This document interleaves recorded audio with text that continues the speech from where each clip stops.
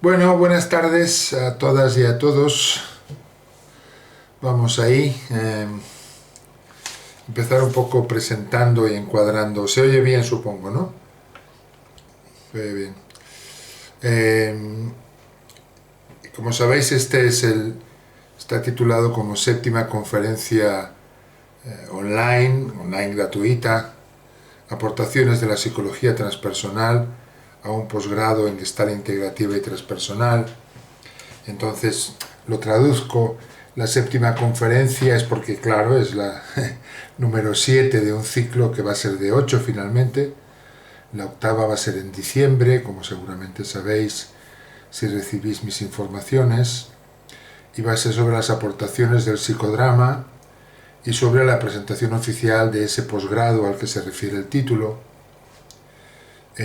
que es, la síntesis que me he dado todo este 2020, que vaya año me he dado para elaborar de como de lo principal, ¿no? De mi experiencia de... Celebré 40 años de oficio en 2019 y entonces me pregunté, bueno, ¿y yo qué? ¿No? ¿Yo qué hago? ¿Yo qué pienso? ¿Cómo llamo yo a lo que yo hago? ¿Y qué es y qué tiene que ver con el viaje profesional y personal, claro, que yo he hecho, ¿no? Entonces vi que la estructura era una estructura de red, perdón, de estrella, con un núcleo central, primero de estrella y después de red, que sería la Gestalt, y desde la Gestalt, digamos, yo he ido como tomando de eh, otros acercamientos satélites para crear una Gestalt que llamo integrativa porque supone la integración de la Gestalt eh, con otros aspectos de la psicología humanista en primer lugar, después con el enneagrama, que para mí es un instrumento muy importante, del psicoanálisis lacaniano, de la terapia cognitivo-conductual, de la terapia sistémica, de la música y de la sexoterapia, como dos especialidades que tomo de ahí también, y también que tomo de otros acercamientos más, más heterodoxamente juntables con la psicoterapia, como son la simbología, la mitología y el arte. Sobre el arte precisamente va a ser la próxima clase, en formato clase esta vez, de cómo aplicar y qué aplicar del arte en la consulta de una manera útil y eficaz, ¿no?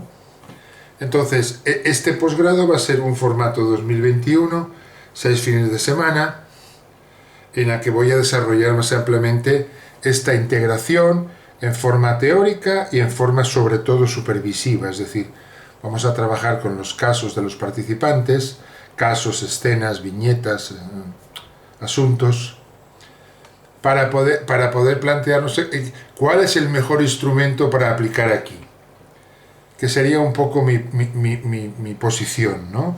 Mi posición es que ninguno de los acercamientos psicoterapéuticos es mejor que otro en sí mismo. Hay algunos que sirven más para unas cosas que para otras.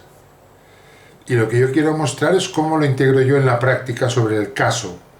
El caso, insisto, el alumno, el usuario, la persona que está haciendo recursos humanos o que dirige una ONG o que el alumno que da clases de movimiento de 5 ritmos o de yoga o de...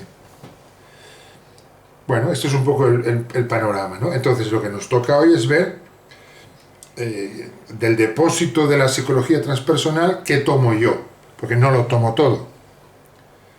Y también dar una versión, digamos, muy personal, ramsiana, digamos, de la psicología transpersonal, ¿no?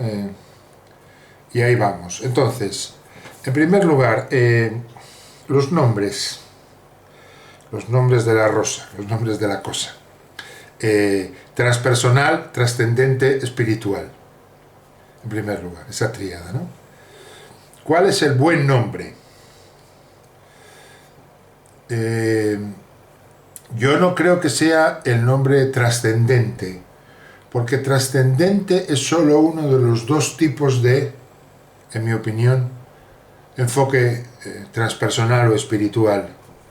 Precisamente lo que Wilber, que saldrá después, llama trascendente como lo que yo llamaría la espiritualidad masculina, que trascendente es lo que nos lleva más allá. Pero veremos en un momento que hay otra espiritualidad, que es lo que yo llamo espiritualidad femenina o de ella, de la diosa, cuya palabra clave aquí es inmanencia, inmanente, no trascendente sino inmanente. Porque no nos hace ir más allá, sino nos hace ir más aquí. Es como la paradoja de que estando más aquí de lo que estamos en otro lugar, sin movernos de aquí. También se llama eso presencia. A altos niveles de presencia, digamos que estamos trascendiendo. Entonces, trascendente no sería, y la duda está siempre entre transpersonal o espiritual. Espiritual era el nombre que le gustaba a Claudio. Claudio, que fue uno de los fundadores, digamos, de los pioneros de la psicología transpersonal, él decía que, sobre todo si entendemos la psicología transpersonal como una integración de cosas occidentales y tradiciones orientales, a él le gustaba más la palabra espiritual. Luego veremos también en un momento qué entiendo yo por espiritual, ¿no? El problema de la palabreja es que da yuyu, ahuyenta a la gente. Porque espiritual, y esa es otra diferencia que quiero hacer, no es religioso, no es eclesial, no tiene que ver ni con iglesias ni con religiones, en el sentido popular de las palabras. En el sentido original, como tantas veces, sí, porque eclesia significa reunión, y una de las dimensiones de lo transpersonal es lo colectivo, y en ese sentido sí tendría que ver, pero no con el sentido con el cual entendemos una iglesia, la iglesia católica, o la iglesia ortodoxa, o la iglesia maometana, o la iglesia judía, o como fuera, ¿no? Y no tiene que ver con las religiones en el sentido popular, puesto que existe una espiritualidad laica, que no se adhiere ni a las tres grandes religiones, lo que se llaman religiones del libro, ni a cristianismo, ni a judaísmo, ni a islam, ni a budismo, ni a taoísmo, ni a hinduismo, sino que es otra cosa, que luego voy a intentar definir, ¿no? Y por último, en los nombres, es decir, sí transpersonal, no trascendente, espiritual con peros, yo prefiero transpersonal, por lo que ahora explicaré. No religiones, no iglesias, no es transpersonal, no tiene que ver con las religiones, no tiene que ver con las iglesias, pero sí que tiene que ver con lo que se llaman tradiciones, con inicial mayúscula. Es decir, caminos que han seguido a las humanas y los humanos para ir al sentido original de la palabra religión, que significa religar, volver a unir lo que se separó. Y básicamente juntar el cielo con la tierra, un poco al revés, como Ramón Llull, la tierra arriba y el cielo abajo, porque será. Entonces, en el sentido etimológico de religión, sí que tendría que ver, pero yo prefiero utilizar la palabra tradición, y ahí hablar de la tradición cristiana, la tradición islámica, la tradición judía, la tradición budista, etcétera, etcétera. Y la palabra tradición me gusta mucho porque tiene que ver con una biografía, con una historia.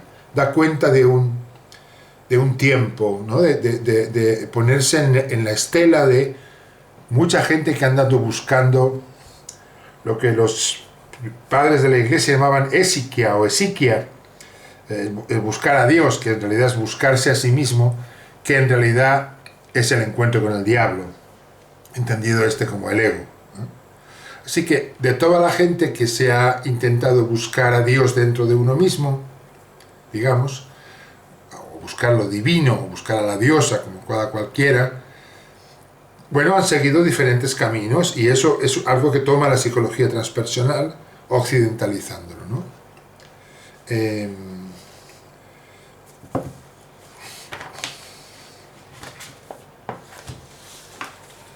La definición... bueno, La definición más clara de psicología transpersonal que yo he visto la dan dos de los pioneros, Walsh y Vaughan. Lo pongo aquí.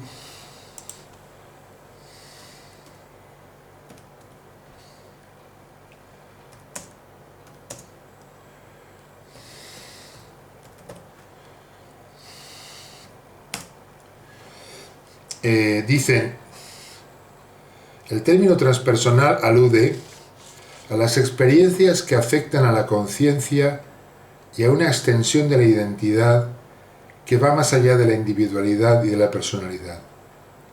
Se nutre tanto de la ciencia occidental como de la sabiduría oriental en un intento de integrar ambos conocimientos en lo referente al desarrollo del potencial humano.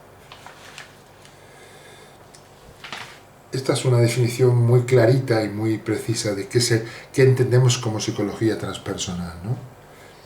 Y por último, en cuanto a diferencias con respecto a nombres, lo transpersonal no es lo prepersonal y no es lo extrapersonal.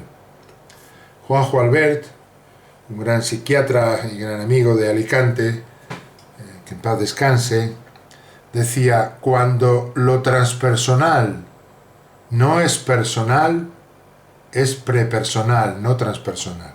Es decir, que el proceso transpersonal implicaría haber llegado a un desarrollo de lo personal, del yo, suficiente para que al disolver el ego, digamos, lo personal, la persona no enloquezca, o enferme, o se le vaya todo. Por eso, con algunas personas que no han tenido, es decir, los psicóticos, por ejemplo, en términos generales, que no han tenido en su biografía un yo suficientemente sólido, es muy arriesgado trabajar en psicología transpersonal porque se van a lo regresivo, es decir, lo prepersonal es lo que sucede más o menos antes de los 6 años, para entendernos, 5 o 6 años. Entonces, lo que ocurre cuando trabajamos transpersonalmente, que ahora veremos qué quiere decir eso, nos vamos a trabajar prepersonalmente y ahí la liamos. Porque nos metemos en regresión porque producimos brotes. Y tampoco lo transpersonal es lo extrapersonal, es decir, no es lo paranormal. No son los fenómenos poltergeist, las mancias, los extraterrestres, los espíritus, la magia. La psicología transpersonal es otra cosa. Entonces, vamos a verlo de varias maneras, ¿no? En primer lugar, podremos entenderlo desde el punto de vista de los yoes. Podemos decir, si miramos así muy resumidamente la historia de la psicoterapia, que en la historia de la psicoterapia hay 3 maneras de entender lo que es yo. Una manera más mecanicista, más interna o intrapersonal, que es el yo freudiano, que es lo que está dentro de la piel para entendernos, y que ahí dirá Freud que está el consciente, el preconsciente y el subconsciente primero, y luego hablará de consciente e inconsciente en la primera tópica, y en la segunda hablará de el superyo, el superego, y el ego y el ello, que adaptaremos aquí como el padre, el análisis transaccional, el padre, el adulto y el niño, para Eric Berne, en terminología más americanizada, ¿no? Pero todo eso es como lo que está, es una visión interna del yo. La segunda visión de yo es la visión self, que es propia de la Gestalt, por ejemplo, y de otros enfoques, pero en la Gestalt está muy claro. Es decir, yo no soy lo que está dentro de mí. Yo soy lo que ocurre cuando me pongo en contacto con otro o con el mundo. Así que el yo es un yo que se crea en el contacto con el otro. Ese es el self. ¿Vale? Y en tercer lugar, yo intrapersonal, yo self, está el yo colectivo, que es el propio de la psicología transpersonal. Es decir, que habría una parte de ese yo que puede ser nosotros sin dejar de ser yo. Y eso es lo que en Gestalt Paco Peñarrubia ha llamado trascendencia, por oposición a confluencia. La confluencia, como sabéis los que habéis estudiado Gestalt, es un mecanismo de evitación, de defensa, de evitación, que significa que cuando me pongo en un nosotros, me pierdo el yo, pierdo la individualidad en lo colectivo. Lo trascendente es cuando no pierdo la individualidad en lo colectivo, sino que enriquezco la individualidad cuando estoy en lo colectivo. Es una manera de estar en el nosotros, y ahora veremos que hay dos tipos de nosotros o nosotras, en el que no solamente no pierdo yoidad, sino que gano. El yo se empodera, no se empobrece. Entonces, el yo colectivo sería una dimensión del yo en el que yo puedo sentirme, por ejemplo, parte de este grupo que somos sin dejar de ser Albert. Yo puedo sentirme gestáltico sin dejar de ser yo. Yo puedo sentirme del Barça sin dejar de ser yo, etcétera, etcétera. Yo puedo sentirme de la familia Rams, que es mi apellido, sin dejar de ser yo. Es como una individualidad colectiva, una especie de paradoja, ¿no? Entonces, por lo tanto, tres yoes: intrapsíquico, self, colectivo, y lo transpersonal empezaría con el yo colectivo. Es decir, solo puedo transpersonalizarme, por decirlo así, cuando despierto el yo colectivo. Sin el yo colectivo no es posible. Porque entonces lo que se produce no es la trascendencia, el ir más allá de mí, sino la confluencia, la simbiosis, el perderme en un nosotros. Esa es una manera de verlo. Otra manera de verlo, que es algo que yo me encontré por primera vez formulándolo esta primavera pasada con todas estas clases y conferencias que fui dando, las 6 anteriores de conferencias y las creo que 10 clases anteriores, y es una hipótesis que todavía considero hipótesis, estoy trabajando en ella, de un paralelismo espacio-temporal. Es decir, la idea de que las 4 etapas fundamentales de la historia de la psicoterapia en la dimensión tiempo son similares, equivalen a las 4, digamos, puertas que los terapeutas tenemos a cada momento para trabajar con un paciente. Y las 4 etapas y puertas serían: la primera es hay una primera polaridad que sería conciencia, psicoanálisis, acción. En la historia de la psicoterapia, como seguramente sabéis algunos, hay un paralelismo en el nacimiento del psicoanálisis y del conductismo. Freud publica la interpretación de los sueños en 1898, si no me equivoco, y el psicoanálisis se desarrolla principalmente en el primer cuarto del siglo XX, igual que el conductismo, que desarrollará la terapia cognitivo-conductual, con Watson y Skinner, refuerzo clásico, refuerzo operante, a partir de Pavlov, los primeros 25 años del siglo XX. Entonces, el psicoanálisis promueve la conciencia, que es el primer elemento fundamental. Saber de ti te cura. El conductismo promueve la acción, la modificación de conducta. Cambia tu comportamiento, que es aquello observable de la psique, y te curarás.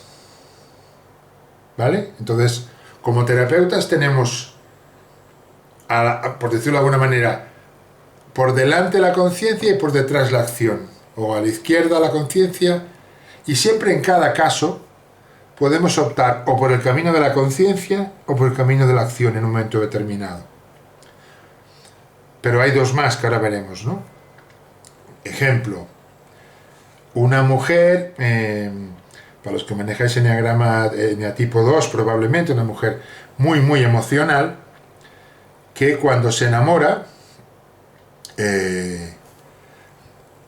se queda tan pringada, tan colgada, que solo puede hacer un movimiento hacia adelante, acercamiento al objeto amoroso, y se ciega respecto a si es un movimiento operativo o no. Si la otra, en este caso, la va a querer, la va a desear o a querer tanto como ella la quiere a la otra. Entonces eso lo podemos trabajar de dos maneras. Si vamos por el camino de la conciencia, trabajaremos aumentando el nivel de la conciencia respecto a cómo eso sucede, qué tiene que ver eso con la mamá, qué tipo de mujeres elige, qué tiene que ver con la biografía, bla, bla, bla, bla, bla, bla. Si bajamos por el camino de la acción, propondremos una acción que rompa el automatismo. Por ejemplo, cuando te vuelvas a enamorar o a encoñar, el segundo movimiento que no sea hacia adelante sino atrás.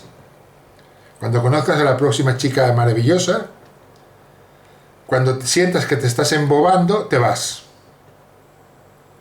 No te quedas. Entonces, introducimos lo que en Occidente llamamos modificación de conducta. Como sabéis, en el trabajo con el eneagrama sería la fase yihad, intervenir sobre el automatismo.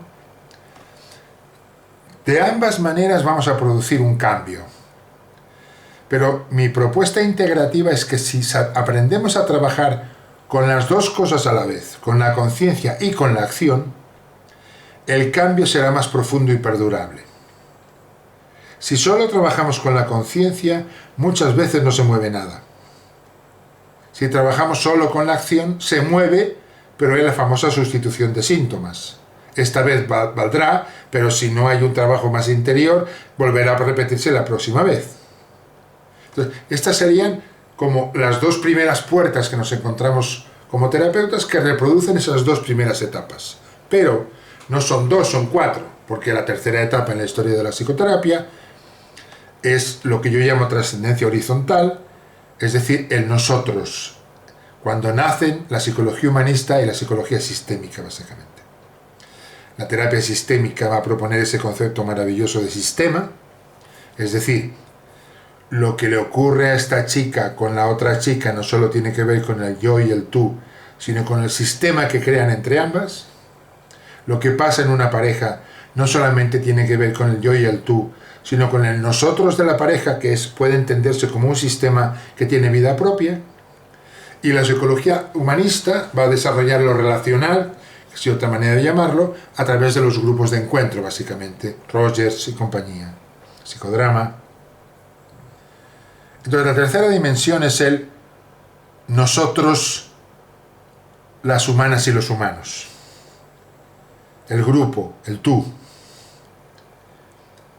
Por lo tanto, además de trabajar en la conciencia de esta mujer o en el cambio comportamental de esta mujer, podríamos trabajar con ampliar su grupo de contacto, de tal manera que pudiera empezar a desarrollar relaciones amorosas no solo con las mujeres de las que se enamora perdidamente, sino con las mujeres con las que le gusta un poco, con la que no le gusta físicamente pero le gusta intelectualmente, con la que tiene aficiones comunes. Es decir, desarrollar los vínculos y enriquecer los vínculos como manera de abordar el caso. Y más cosas, pero para abreviar. Y, por último, si esto es 1950 aproximadamente, 1960, hace 1970 y tantos, 73 seguramente, es la fecha clave, nace la psicología transpersonal. John Rowan, que es uno... Espera. Aquí. De los grandes teóricos del movimiento, tiene un libro que se llama Lo transpersonal, que recomiendo desde luego, y él dice...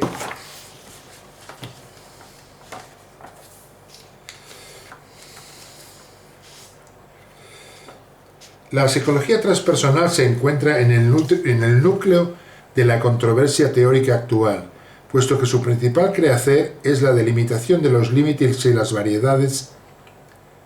Repetiré esto. Puesto que su principal quehacer es la delimitación de los límites y las variedades de la experiencia consciente, conservando en primer plano el aspecto experiencial heredado del movimiento del potencial humano, pero trascendiendo los límites de una lógica del individuo que la condenaría a una especie de narcisismo renacentista de nuevo cuño.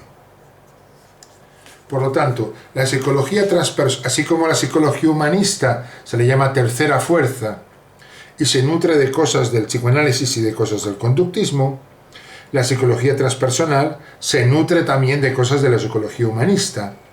Y Rowan destaca, y yo estoy de acuerdo, el aspecto experiencial. Es decir, que existe un modo de conocer que no es primero pensar y luego hacer, sino que es primero hacer y luego pensar. Y ahí suelo citar esta frase que me habéis oído de un pintor, de Pierre Soulages, es un pintor francés, que dice: es cuando hago que encuentro lo que busco. Y ahí aparece esa unidad de trabajo fundamental de la Gestalt, que es el experimento. Cuando conocemos experimentando, conocemos de una manera más rica y más compleja que cuando conocemos solo pensando, porque experimentar implica la mente, pero también el corazón y también el cuerpo. Y esa experiencialidad es lo que va a tomar también la psicología transpersonal, que no solo va a hacer teoría, sino que va a proponer experiencias. Bueno, va quedando claro por ahora, me imagino, ¿no? Entonces, si el tercer movimiento, psicología humanista, terapia sistémica, es la trascendencia horizontal, es decir, lo sociopolítico cultural, los otros, la psicología transpersonal propone la trascendencia vertical, es decir, lo cósmico. En la trascendencia horizontal, la idea, la experiencia psicológica íntima es poder sentirse igual que, hermana de, las humanas y los humanos. En la trascendencia vertical, la experiencia íntima es poderse sentir igual que todos los seres de la creación. Es decir, humanas y humanos, pero también animales, vegetales, minerales y seres más raritos todavía que eso. Como esa idea de sentirse un granito de arena de la playa, una gota en el océano, ¿no? ¿Esto cómo implica en la clínica? Porque el modo de vincularse que tiene este caso, que estoy poniendo inventado, claro, como ejemplo, podemos abordarlo como que el problema que tiene es que tiene el alma enferma.